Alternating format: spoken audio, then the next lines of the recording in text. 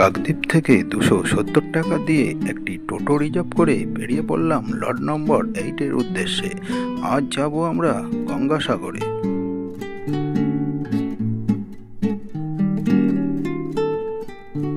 লট নম্বর 8-এ এসে 4 নম্বর জেটি ঘাটের ঠিক পাশেই টিকিট কাউন্টার থেকে জনপ্রতি 9 টাকার বিনিময়ে টিকিট কেটে তড়িঘড়ি লাইনে এসে দাঁড়িয়ে পড়লাম। এখনই ভেসেল ছাড়বে।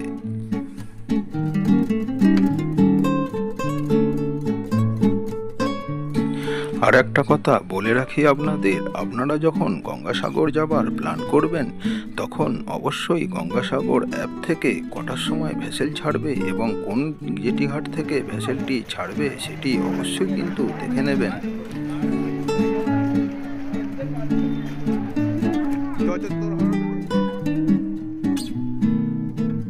তাড়াতাড়ি ভিড় ঠেলে হেঁটে চললাম ভেসেলের কাছে।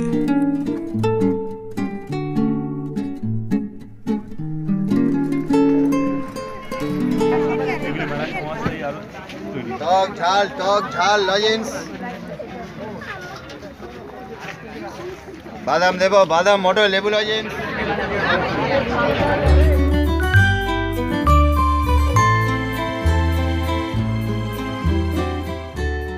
নির্দিষ্ট সময়ে আমাদের ভেসেল ছেড়ে দিল। আমরা আস্তে আস্তে এগিয়ে চললাম কচুবেড়িয়া ঘাটের দিকে। মেঘলা ওয়েদার আর এই পাখিগুলি এই জলপথটিকে মনোমুগ্ধকর করে তুলেছে।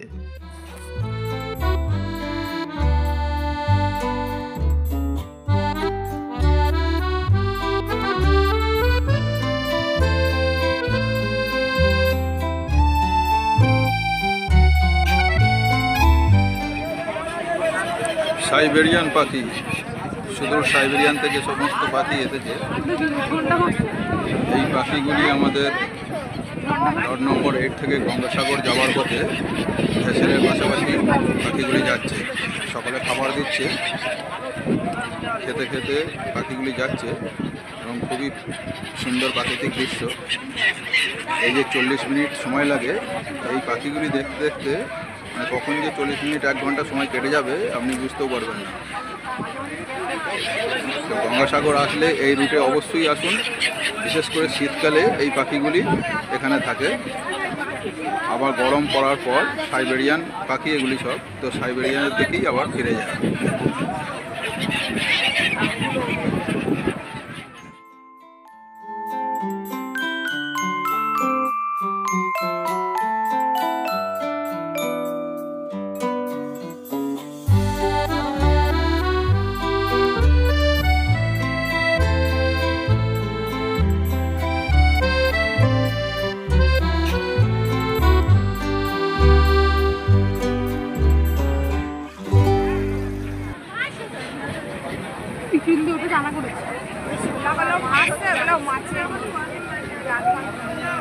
এই একটি লঞ্চ যাচ্ছে দেখছেন। এগুলি ট্রলার, মাছ ধরতে যায়। বাবার অনুষ্ঠান যদি কেউ করে তো সেখানেও এই ট্রলারগুলি ভাড়া পাওয়া যায়।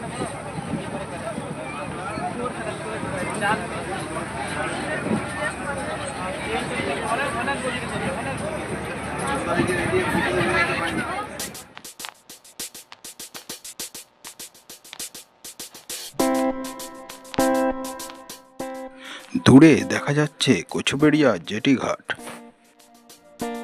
হঠাৎ আবার মেঘাচ্ছন্ন ওয়েদার হয়ে যাবার জন্য আমরা কচুবেড়িয়া ঘাটে নেমে ভিডিও রেকর্ডিং না করেই সোজা বাসে এসে উঠলাম।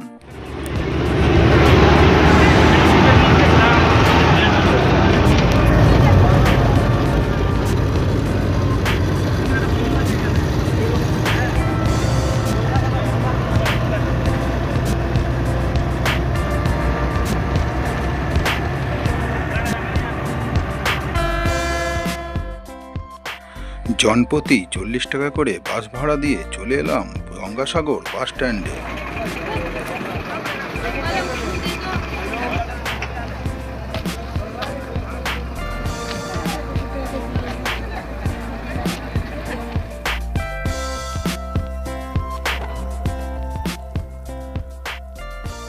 গঙ্গাসাগর বাস স্ট্যান্ডটা বেশ সাজানো গোছানো। চারিদিকে খুবই সুন্দর কিছু মূর্তি স্ট্যাচুও করা রয়েছে। সেগুলি দেখতে দেখতে রাস্তা ধরে সোজা হাঁটতে লাগলাম গঙ্গাসাগর ভারত সেবাশ্রম সংঘের দিকে।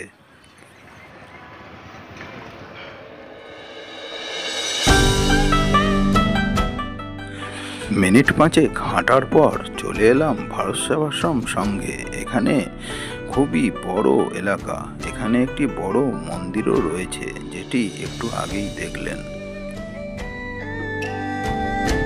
500 টাকা ডোনেশন করে একটি ঘর বুক করে নিলাম এখান থেকে।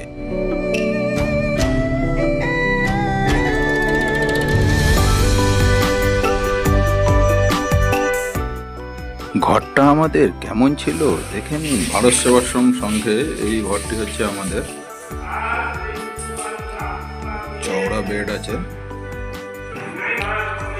বেশ বড় ঘর, সঙ্গে অ্যাটাচ বাথ, কোমর দেওয়া আছে।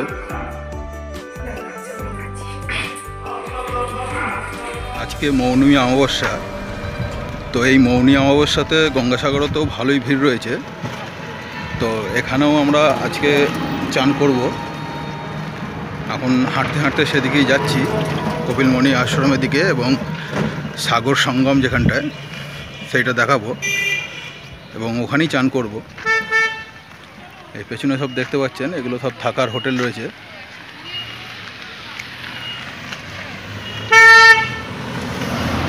এখানে রাস্তাটা খুবই সুন্দর, দুদিকে রেলিং দেওয়া রয়েছে।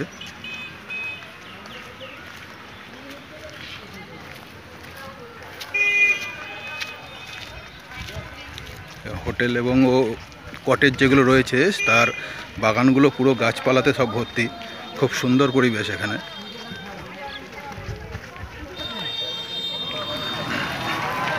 আমার পেছনে দেখতে পাচ্ছেন গঙ্গাসাগর ইউথ যুবাবাস, যেটা আর কি ইউথ হোস্টেল যেটা। তো এখানে তো সবাই থাকতে পারেন। তো এগুলো সব অনলাইনে বুকিং হয়, অনলাইনে বুকিং করতে হবে এখানে থাকতে গেলে। গঙ্গাসাগরে এই মাঠ দেখছেন, এই মাঠেই সমস্ত টেন্টগুলো তৈরি হয়েছিল মেলার সময়। আর সবাই বলে মেলার পর নাকি গঙ্গাসাগর খুবই অপরিষ্কার হয়ে যায়, নোংরা হয়ে যায়। তো এটা একদমই অবাস্তবিকতা। আপনারা রাস্তাটা দেখেই বুঝতে পারছেন যে কতটা পরিষ্কার। মেলা হয়েছে সবে এই 10-12 দিন হচ্ছে, তারপরেও রাস্তাঘাট সমস্ত কিছু দেখছেন একদম ঝাঁ চকচক করছে।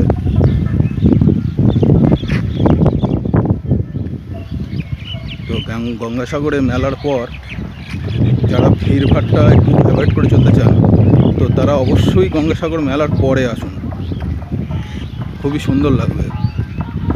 আর এখানে অবশ্যই এই শীত শেষ হবে এই ভাব, তখনই আসা খুবই ভালো জায়গা এটা। শীত শেষ হয়ে ঠিক বসন্তকাল যেটা, ঠিক এই রকম আজকে যেরকম খুব মনোরম ওয়েদার রয়েছে, এই সময়ে এখানে গঙ্গাসাগরে খুবই ভালো লাগবে। কারণ এখানে গরম পড়লে, এখানে এই যে হেঁটে যাচ্ছি রাস্তা দিয়ে দেখছেন, প্রচুর রৌদ্রের তাপ হবে, তো হেঁটে যেতে পারবেন না।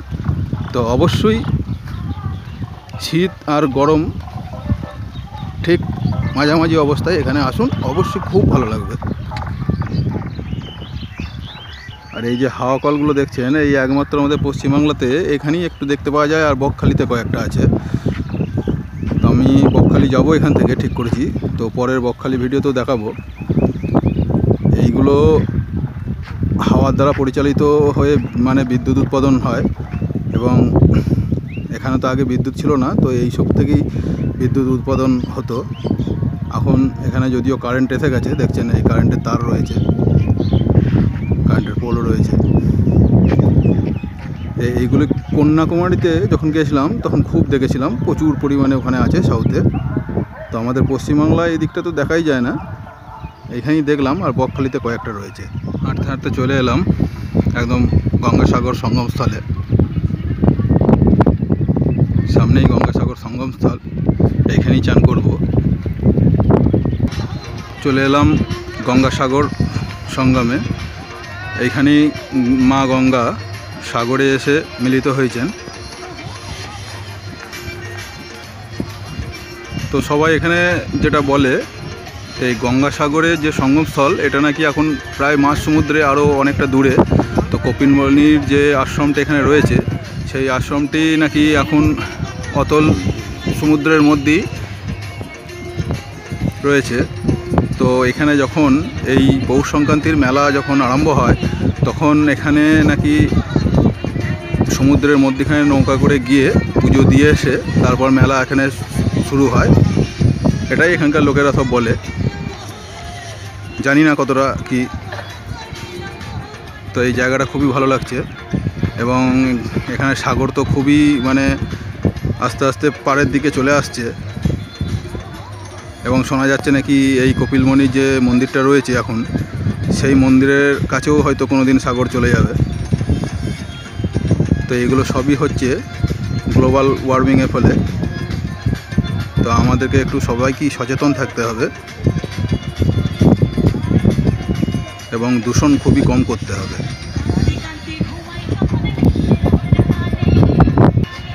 তাহলেই আমাদের এই সমস্ত ঐতিহ্যকে রক্ষা করতে পারবো।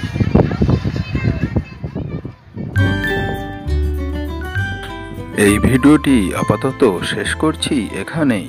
ভালো লাগলে অবশ্যই সঙ্গে থাকবেন এবং নেক্সট ভিডিওয় আপনাদের দেখাবো গঙ্গাসাগরে জোয়ারের সময় চান করা ও কপিলমুনি আশ্রমে পুজো দেওয়া এবং গঙ্গাসাগর সাইট সিনে কী কী দেখবেন।